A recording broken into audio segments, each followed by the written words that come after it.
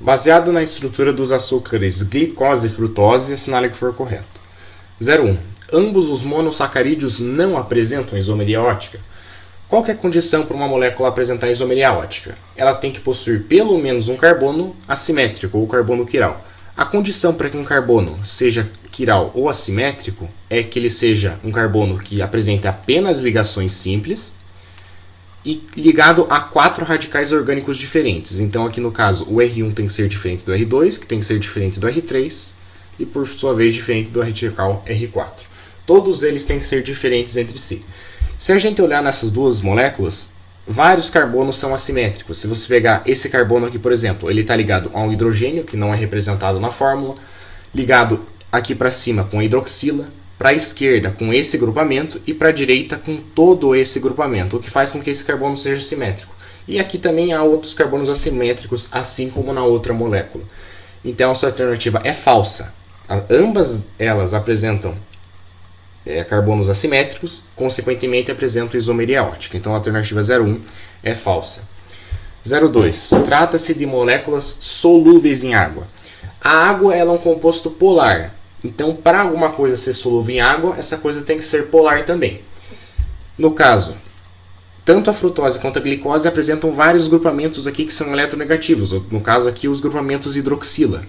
Vários grupamentos hidroxila. Isso torna essas moléculas polares. E como semelhante dissolve semelhante, a água é um composto polar, eles são solúveis em água. A alternativa 02 é correta. 04. A glicose e a frutose são isômeros de função? Nesse caso, você nem precisaria olhar aqui para a fórmula estrutural delas. Porque é já teórico isso, você tem que saber que os monossacarídeos glicose e galactose possuem a função poliálcool aldeído. Da mesma forma que você tem que saber que a frutose tem função poliálcool cetona. Isso aqui eles poderiam fazer como uma questão teórica, então você teria já que saber isso de cabeça. Então você não precisa nem olhar para a fórmula. Se um é um aldeído e o outro é uma cetona, e eles são monossacarídeos, né?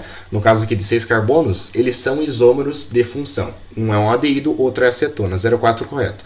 Mas aqui, claro, como eles deram a fórmula estrutural, isso facilitaria para você, porque você pode muito bem ver aqui que na glicose você tem um grupamento aldeído e na frutose um grupamento cetona. 08. Quando unidos por uma ligação glicosídica, ou seja, entre glicídios, tanto a glicose quanto a frutose são monossacarídeos, são açúcares, são glicídios.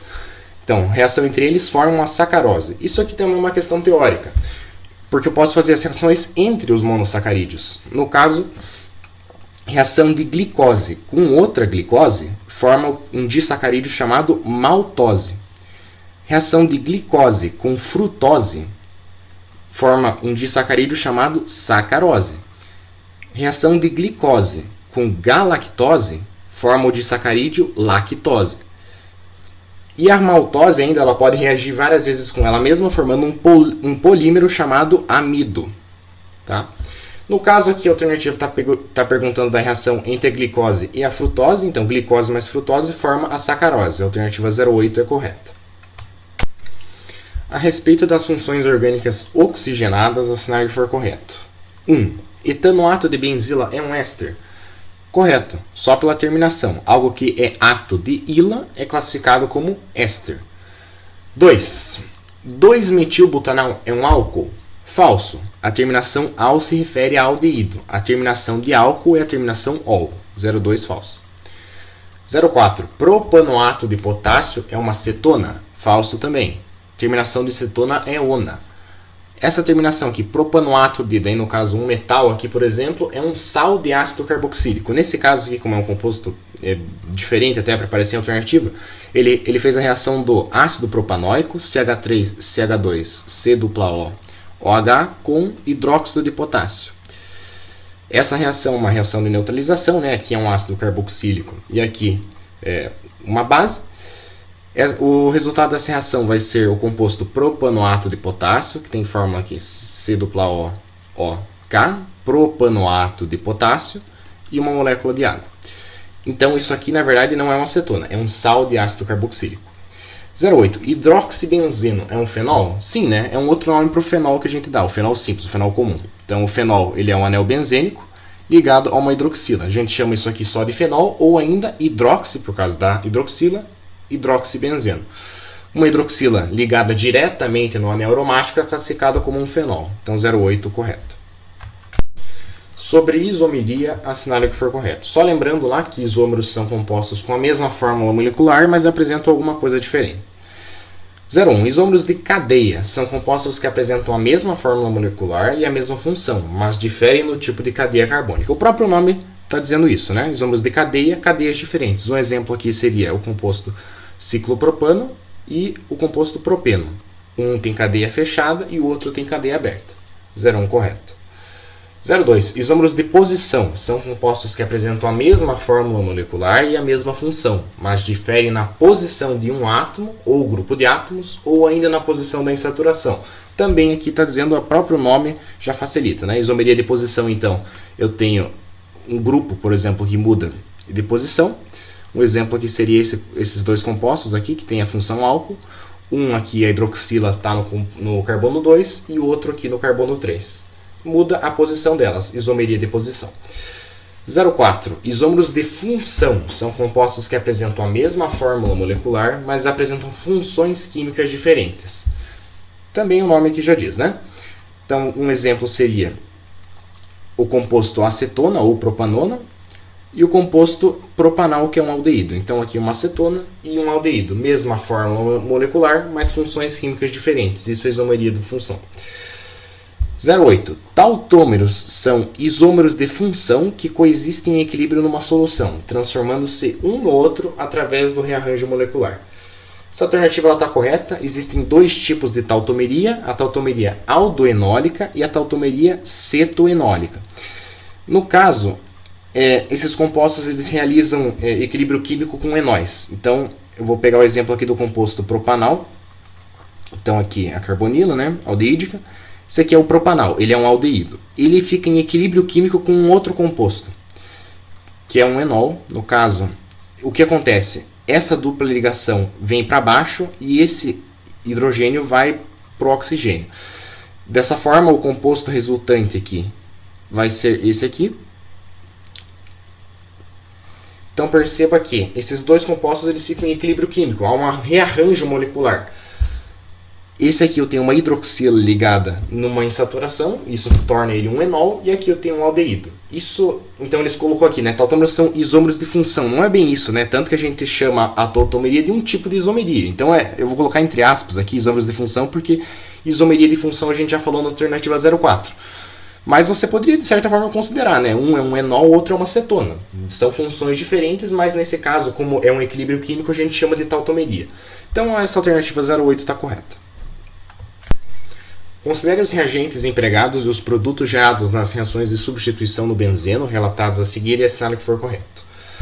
0,1. A reação do benzeno com Cl2, empregando-se cloreto de ferro como catalisador, produzirá clorobenzeno. Então vamos fazer a reação aqui. Benzeno, gás cloro, Cl2, utilizando como catalisador aqui cloreto de ferro, vai formar qual composto?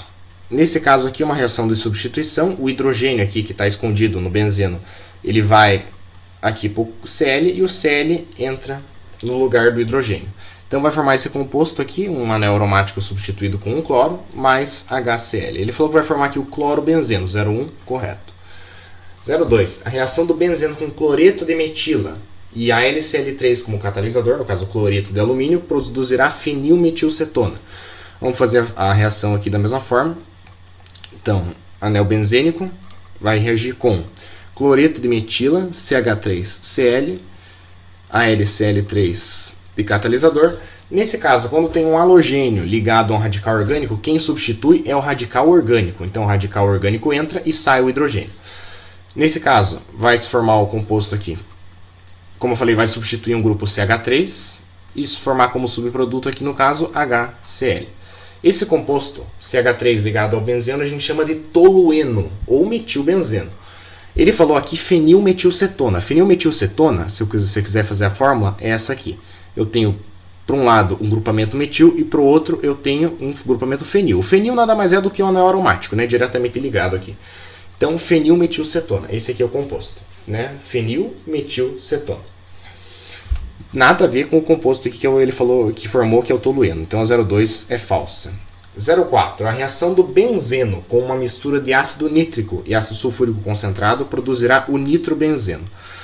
Aqui talvez pudesse ficar em dúvida, porque ele reagiu dois ácidos, ele falou, né, ácido sulfúrico e ácido nítrico. Quando eu tenho reações assim, geralmente o ácido sulfúrico ele atua como catalisador.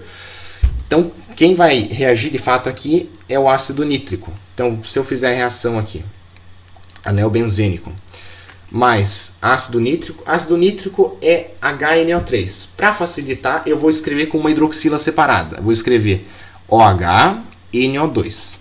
Então, quem substitui aqui vai ser o NO2. NO2 entra e hidrogênio sai para o oxigênio. Aqui, no caso, vai formar uma água. O composto resultante disso aqui vai ser composto nitrobenzeno, né? Nitrobenzeno e, como subproduto, a água. 04 correto.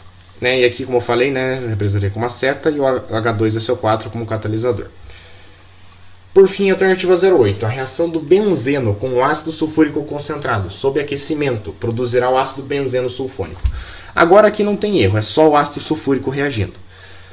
Anel benzênico reagindo com ácido sulfúrico, também vou representar para facilitar com uma hidroxila separada, o ácido sulfúrico é H2SO4.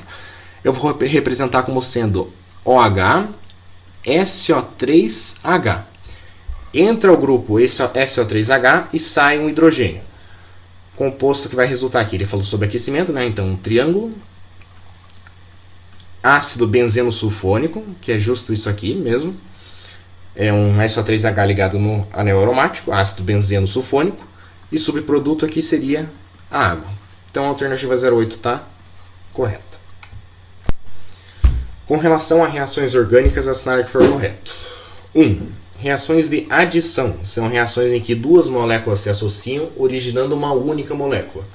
Certo, né? Vamos fazer só um exemplo aqui de reação de adição. Então eu posso pegar esse composto aqui, por exemplo, but-2-eno ou 2-buteno, reagir ele com Cl2.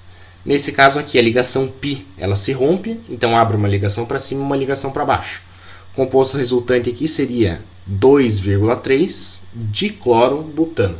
Isso aqui é uma reação de adição, né? Então as duas moléculas se associaram formando uma única molécula, justo o que ele falou aqui. 02. Quando ocorre a quebra homolítica em uma molécula, tem-se a formação de espécies radicalares. Isso aqui é uma parte teórica, mas de fato, isso aqui está certo. Mas por quê? Então vamos lá. Se eu tenho, por exemplo, uma ligação aqui, AB, e eu quebro essa ligação, se ela quebrar bem no meio, lembrando que uma ligação covalente tem um elétron em cada uma das pontas aqui, né? Então, se um átomo ficar com um elétron e o outro ficar com o outro, isso aqui é uma cisão homolítica e de fato forma radicais. A gente chama isso aqui de radical. Agora, se a cisão ela não ocorre deixando um elétron para um lado e um elétron para o outro, ou seja, se um grupamento de átomo fica com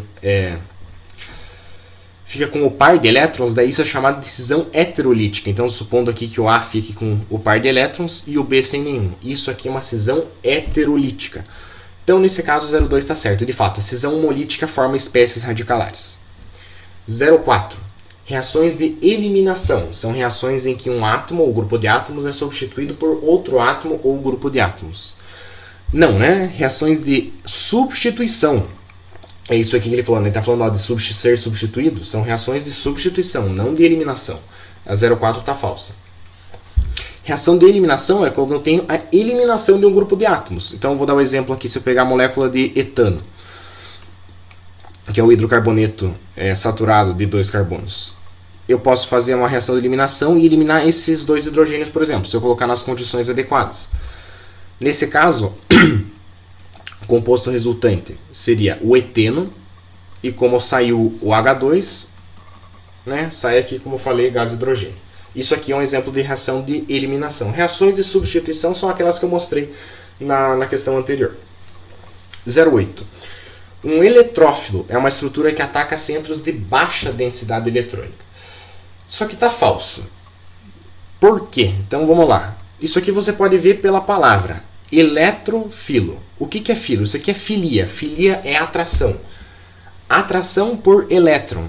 Elétron tem carga negativa. Se ele tem atração por carga negativa, como é que ele vai atacar centros de baixa densidade eletrônica? Ele vai atacar centros de alta densidade eletrônica. Quem ataca centros de baixa densidade eletrônica é quem é nucleófilo. Pense, nucleófilo tem atração por núcleo. Que carga que tem núcleo? Núcleo tem prótons. Prótons tem carga positiva. Então essa alternativa está falsa. Inclusive as reações de substituição que a gente faz, a maioria delas são todas reações de substituição eletrofílicas. E eu vou mostrar isso aqui para você por quê. Então eu vou pegar um exemplo aqui de substituição no anel aromático. Vou pegar aqui o anel, o composto ácido benzoico, por exemplo. Vou reagir ele com Cl2, por exemplo. Tanto faz aqui o que eu vou reagir. Mas, e agora, o Cl2 ele vai entrar em que posição, né? Tem aquela história de entrar ou na posição orto, ou meta, ou para. Tem que ver se esse grupamento aqui, o primeiro substituinte, se ele é orto, meta, se é orto ou para dirigente, ou se ele é meta dirigente. Para eu saber isso, eu preciso daquela tabela de eletronegatividade que você tem que saber decorado. No caso, é FON, Cl, Br, I, S, C, pH. Então a gente vê aqui que o oxigênio ele é mais eletronegativo do que o carbono, ou seja, ele puxa os elétrons para eles, digamos assim. Então veja que o carbono está ligado ao oxigênio. Então esse oxigênio ele fica com os elétrons mais próximos dele, o que torna essa parte aqui mais negativa. Então se essa parte aqui fica mais negativa, o carbono fica positivo, consequentemente esse carbono de baixo fica negativo e agora aqui eu só vou alternando as cargas. E o carbono e a carboxila, no caso aqui, ela é um meta dirigente. Então isso aqui vai substituir aqui na posição meta. E perceba que a posição meta, ela tem aqui essa carga negativa que eu marquei. Ou seja, tem atração por região aqui de alta densidade eletrônica. Por isso que eu falo que as reações que a gente faz, geralmente de substituição, são todas eletrofílicas. A gente não costuma fazer reações nucleofílicas. Pelo menos aqui para vestibular. A maior parte é tudo eletrofílica. Então aqui é só um exemplo para você saber por que é eletrofílica, né? Então veja que ele vai justamente na posição que tem maior densidade eletrônica. Então essa alternativa está falsa, né? Quem ataca centros de baixa densidade eletrônica é o nucleófilo e não o eletrófilo. Se você quiser ver a resolução de outros exercícios, você pode entrar no nosso canal ou ainda no nosso site, que o link está aqui na descrição.